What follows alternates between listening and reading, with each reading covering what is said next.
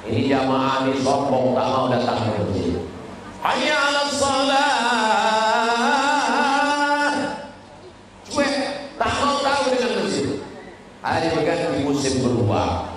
Dulu punya jabatan, akhirnya berhenti. Mau ke masjid, malu, kena penyakit post power syndrome. Orang yang sombong tak pernah mau datang ke masjid Fathul Khair, tapi ketika malaikat maut datang mencabut nyawa, akhirnya setelah mati jenazahnya tetap dibawa dan diletakkan imam di depan imam.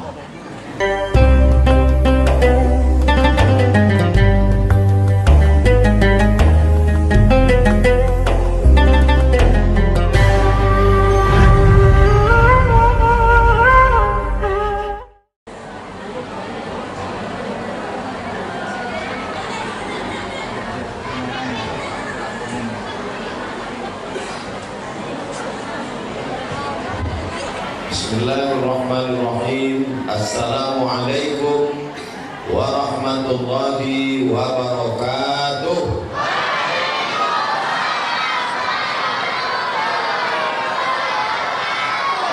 Alhamdulillahi rabbil alamin, wa bihi nasta'inu ala umuri dunya waddin.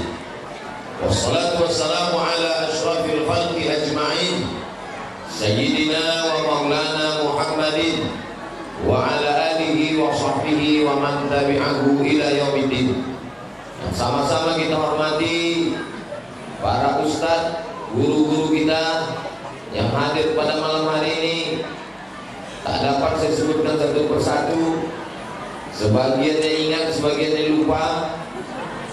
Tokoh masyarakat, alim ulama, ketua beserta seluruh pengurus Yayasan Tabung Wakaf Umat.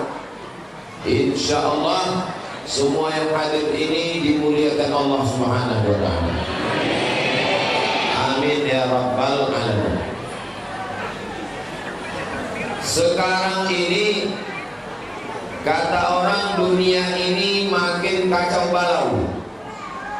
Dulu orang kalau mau berbuat maksiat, dosa, dia diam-diam, sembunyi-sembunyi.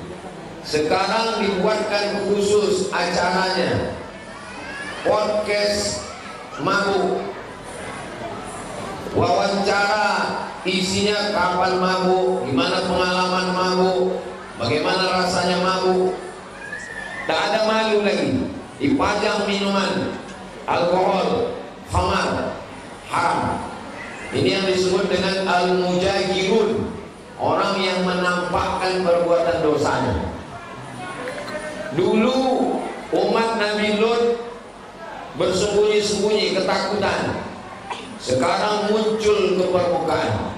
Ada kontesnya, kontes LGBT. Mudah-mudahan Allah menjaga anak cucu kita sampai hari kiamat. Lalu kemudian aliran sesat muncul, ada pembelanya dari lembaga bantuan hukum gratis, karena ada support dana yang luar biasa. Nabi palsu bermunculan, Imam Mahdi keluar semua. Jadi kalau begitu dunia ini makin parah atau makin baik? Tapi sekarang juga banyak rumah tahfiz Quran, banyak lomba musabaqah qiraatul kutub, banyak pula yang dikirim ke Al-Azhar Kairo Mesir, banyak pengajian-pengajian majelis taklim, grup-grup majelis taklim. Ada yang pakai jilbab kuning, ada yang pakai seragam, ada yang tak berseragam. Perbuatan baik pun juga banyak. Diciptakan orang YouTube untuk merusak anak muda. Rupanya YouTube sekarang isinya ceramah. Salah satunya channel Tabung Wakaf Umat. Jangan lupa subscribe. Diciptakan TikTok, muncullah ulat-ulat pinang dan ulat sagu di sini. Awalnya isinya dosa maksiat, sekarang TikTok isinya sholawat, zikir, pesan-pesan pendek. Akhirnya orang pun banyak membuatkan TikTok ceramah, namanya TikTok syariah. Dulu grup-grup WA dianggap orang bertukar film, bertukar gambar, tak baik. Sekarang grup-grup WA isinya watawasau bil haq, watawasau bis sabr. Jadi kalau begitu dunia ini makin baik atau makin buruk? Ini jamaah tidak istiqomah. Tadi katanya dunia ini makin rusak, sekarang katanya dunia ini makin baik. Memang yang paling selamat zaman sekarang ini yang main sih. Jadi dunia ini tergantung kita melihatnya dari sisi mana. Betul? Kalau yang dicari buat maksiat, sekaranglah tempatnya.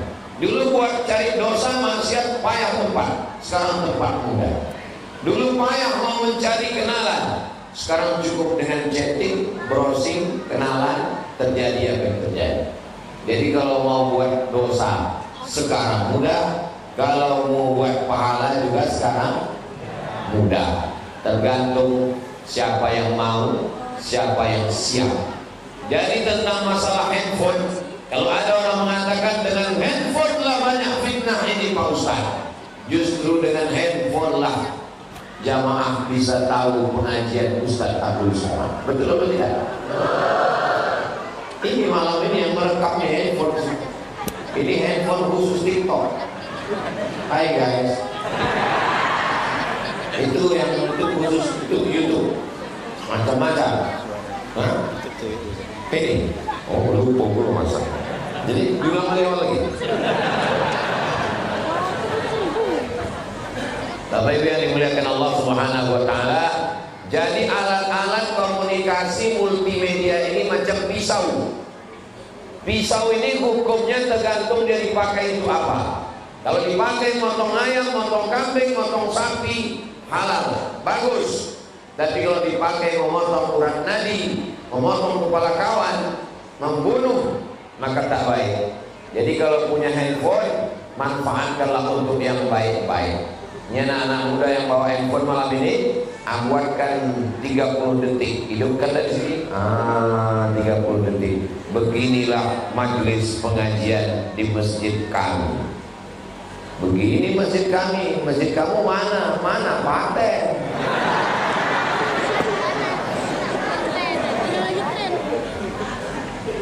Jadi zaman dulu yang ke masjid itu yang tua-tua, yang udah ditai-tai malaikat maut. Tapi zaman sekarang yang ke masjid anak-anak muda. Tengok di luar terlihat. Memang ada beberapa yang tua, tapi kesiknya aja tua. Mesin masih muda, signal masih muda.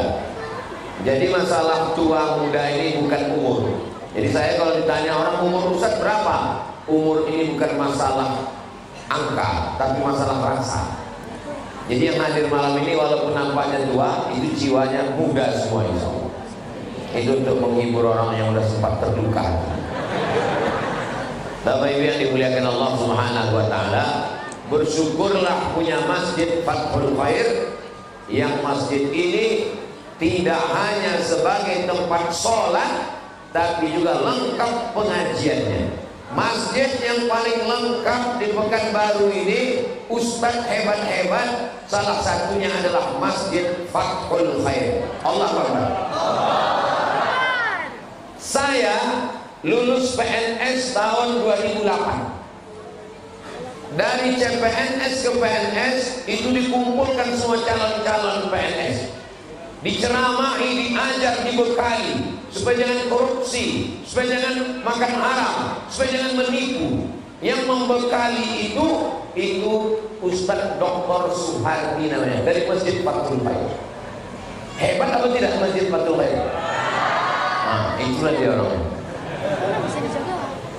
2008, sekarang sudah 2023, 15 tahun yang lalu beliau sudah menceramahi kami calon-calon PNS.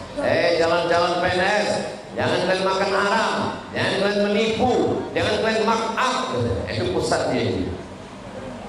Saya dari mulai sebelum PNS sampai calon PNS, sampai PNS, sampai tak PNS lagi.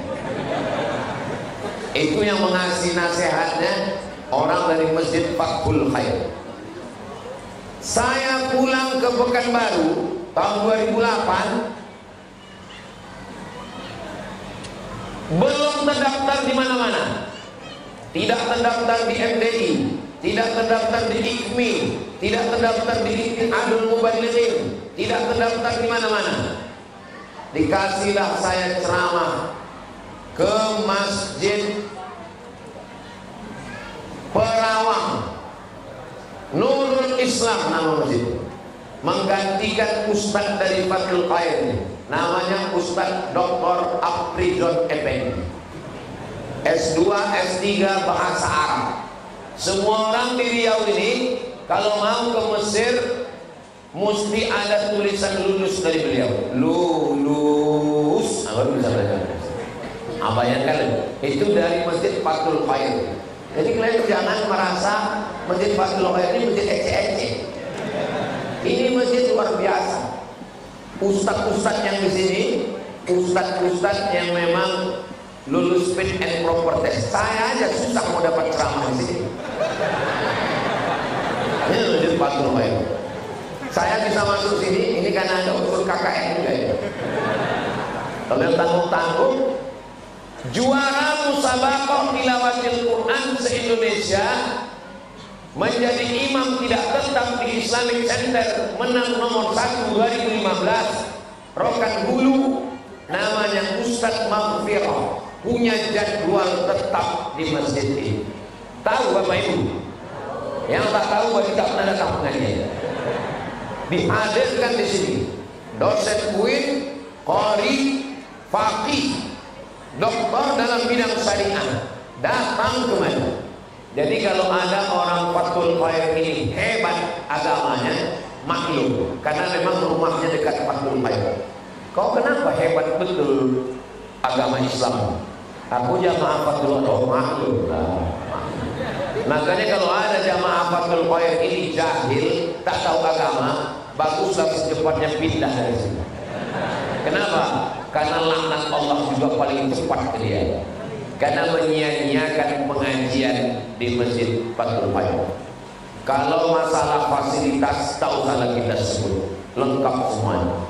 Saya di beberapa masjid ceramah panasnya minta ampun, tapi di Fathul Khair ini sejuk.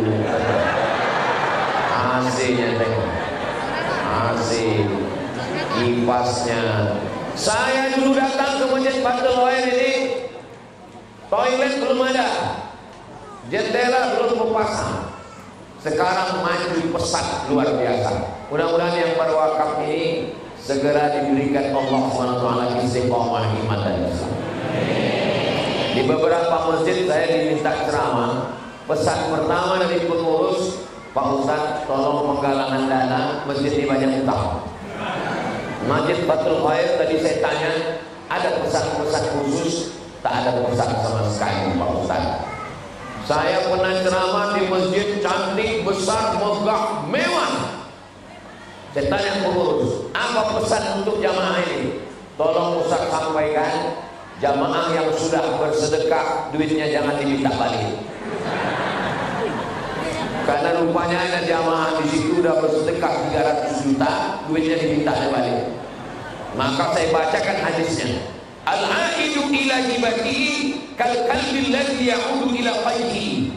Orang yang minta sedekahnya balik seperti anjing yang menjilat muntahnya.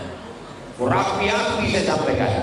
Selesai tausiah, kata pengurus, mohon maaf Pak Ustadz, yang jamaah yang mau disindir itu tak datang pula.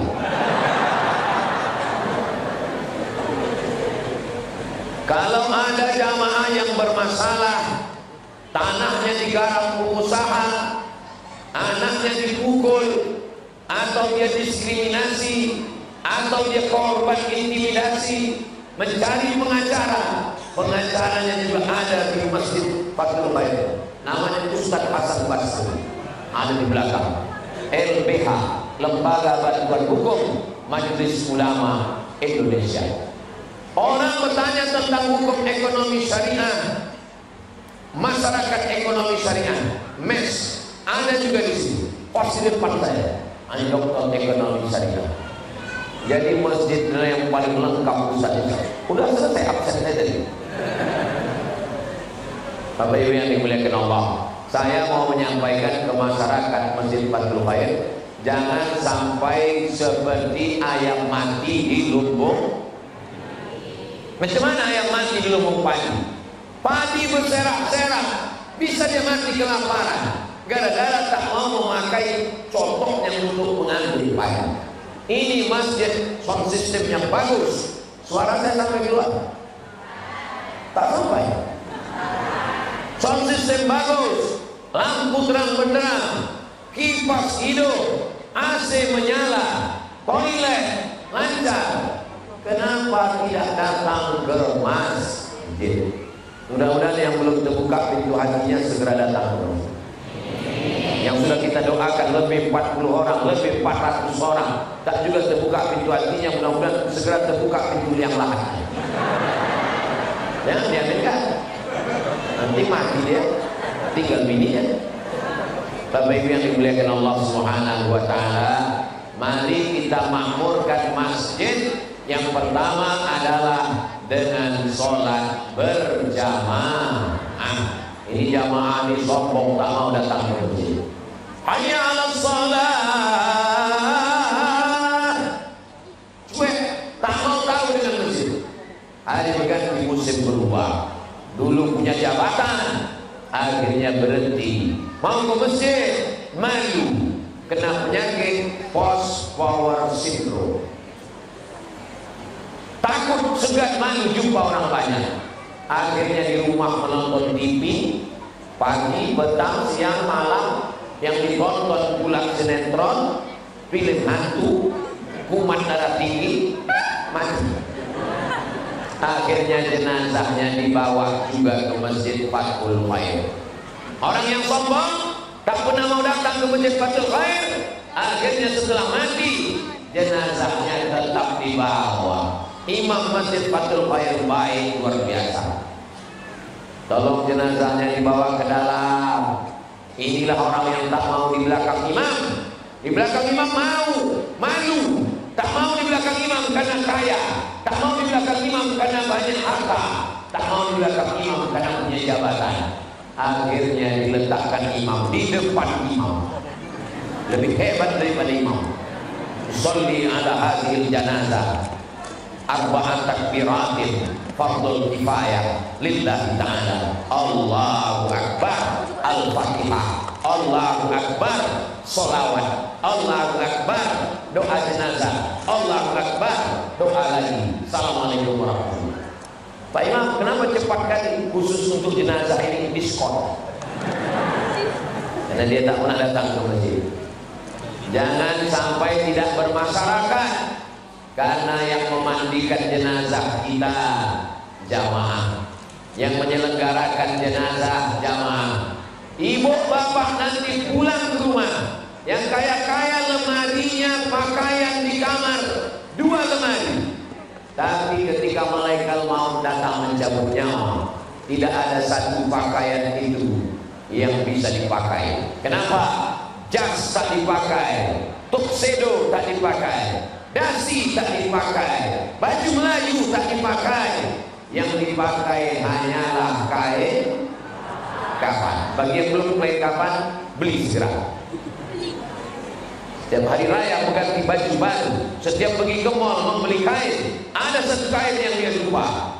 Tapi insya Allah kalau lupa, Masjid Fathul Khair sudah menyiapkan. Jangan khawatir, jangan takut. Hubungi segera Masjid Fathul Khair.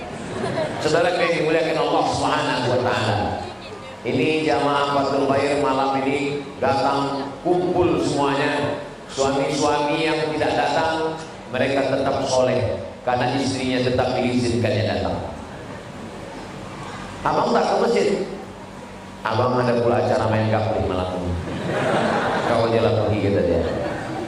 Istrinya disuruhnya pergi duluan. Mudah-mudahan terbuka pintu hidayah berkat doa ibu.